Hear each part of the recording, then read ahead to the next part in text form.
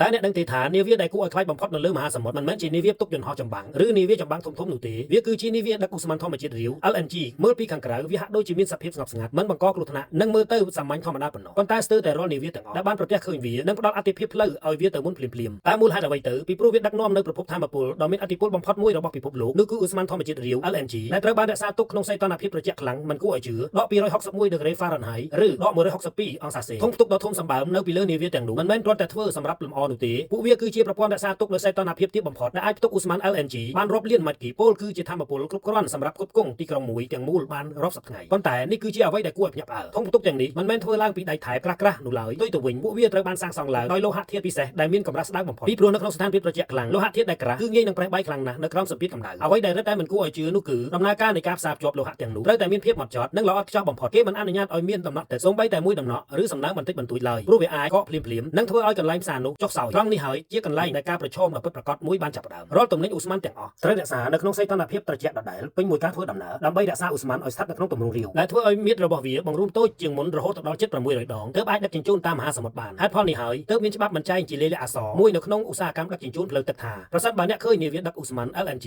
ត្រូវរក្សាគម្លាតរបស់អ្នកឲ្យឆ្ងាយនិងបើកផ្លូវឲ្យវាឆ្លងកាត់ទៅមុនព្រោះថាកំហុសឆ្គងបន្តិចបន្តួចគឺដាច់ខាតមិនអាចឲ្យកើតមានឡើងបានឡើយតែអ្នកធ្លាប់បានដឹងពីមុនមកទេថានាវាប្រភេទនេះត្រូវបានគេប្រុងប្រយ័ត្នខ្ពស់ដល់កម្រិតនេះ